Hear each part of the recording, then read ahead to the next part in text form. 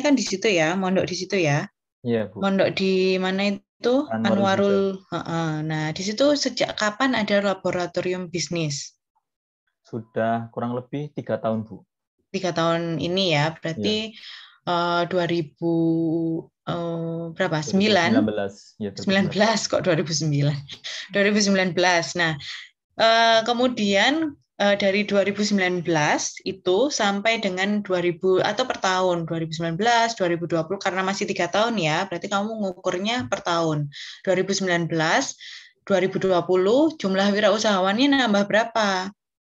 2020 ke 2021 nambah berapa? Nah, ini ukurannya efektif atau enggak laboratorium ini dalam menciptakan wirausahawan muda tadi.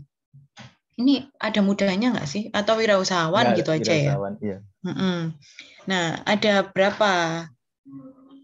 berapa wirausaha selama 3 tahun berdiri? Itu kalau dari jumlah wirausahanya. Kan tadi mencapai tujuan tuh. Kamu harus juga kembali lagi di laboratorium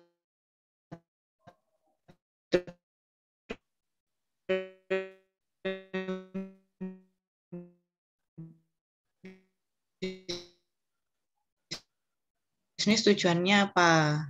Yang dimiliki oleh wirausaha. Itu ada jumlah produk yang di dalamnya itu harus disampaikan juga di metode penelitianmu ini. Kalau di kuantitatif itu kan definisi operasional itu yang dipakai. Nah, ketika di kualitatif itu juga perlu ada ukuran ketika kamu bicara.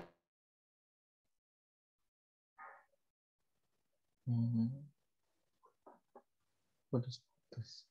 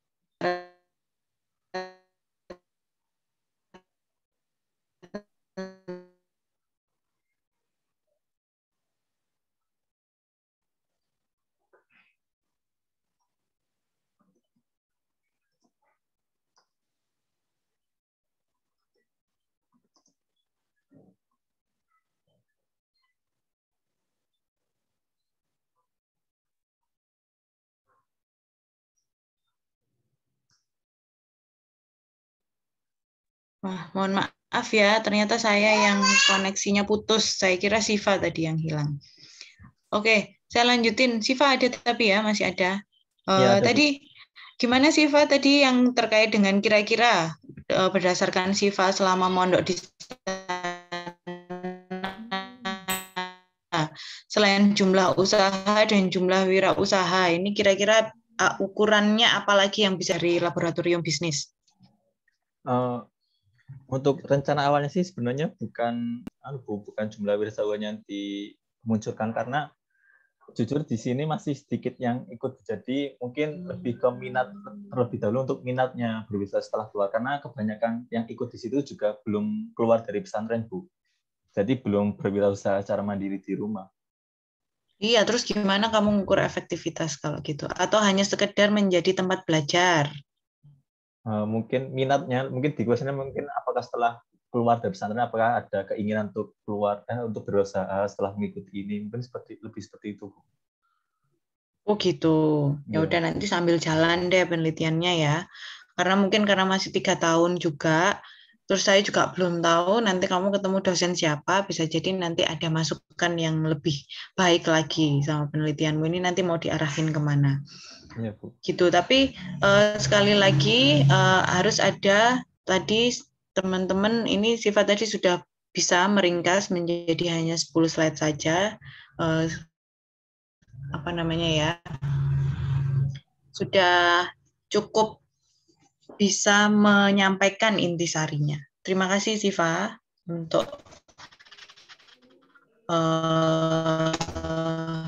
contoh materi. Nah, sekarang karena tadi laki-laki, sekarang saya coba perempuan ya, supaya adil.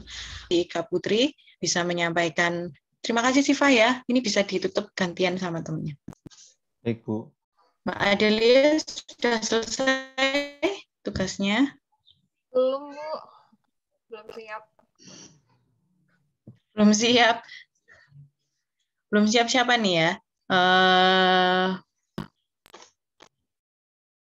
Ada mungkin siapa yang bersedia untuk menyampaikan rencana penelitiannya? Adiaksa tadi belum selesai. Sekarang udah selesai ya, Adiaksa? Masih belum, Bu, baru beberapa slide. Iya. Oke. Tapi nanti dikumpulin di Google Classroom ya, teman-teman ya. Karena ini outputnya nanti menentukan kalian lulus atau enggak tutorial MathPen. Ini sanksinya apa ini Pak Kukuh kalau enggak ngumpulin tugas?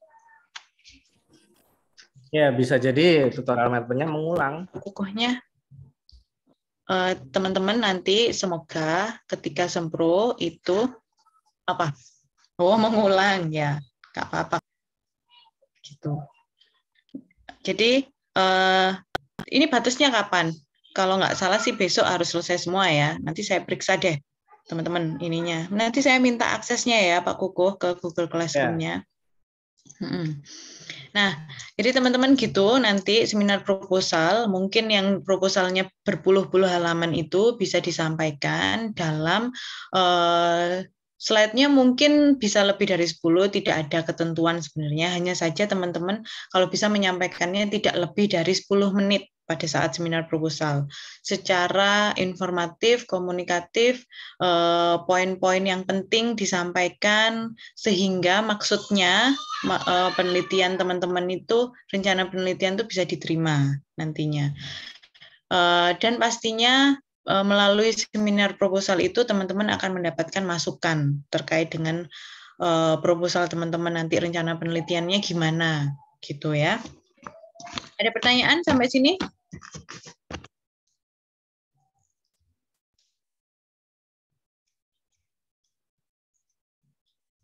Oke, ini tidak ada. Ini persiapan puasa atau mungkin bahkan sudah ada yang puasa ini kayaknya ini ya.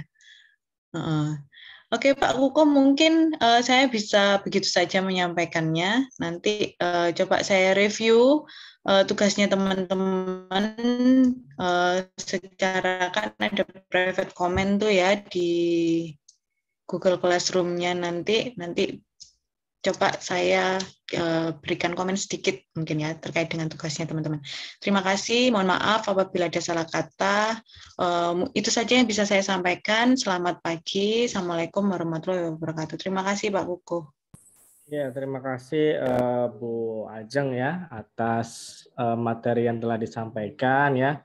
Banyak hal yang telah disampaikan oleh Bu Ajeng tadi ya berkenaan dengan bagaimana kalian membuat presentasi yang menarik, kemudian bisa sesuai dengan waktunya, time-nya ya. Kalau bisa ya, karena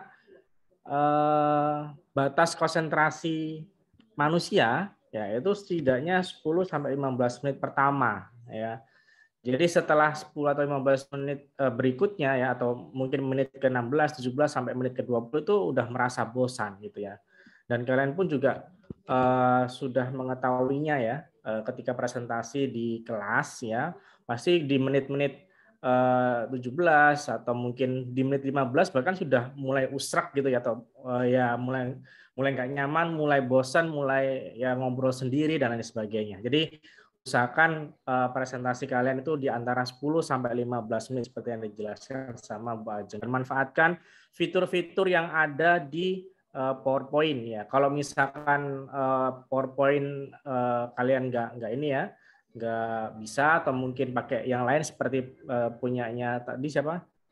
Shiva ya, punyanya apa namanya teman kalian tadi ya di online gitu, pakai PPT online silakan juga sangat banyak fitur-fitur yang bisa digunakan di situ. Oke, sebelum saya menutup acara ya, di situ ada presensi ya untuk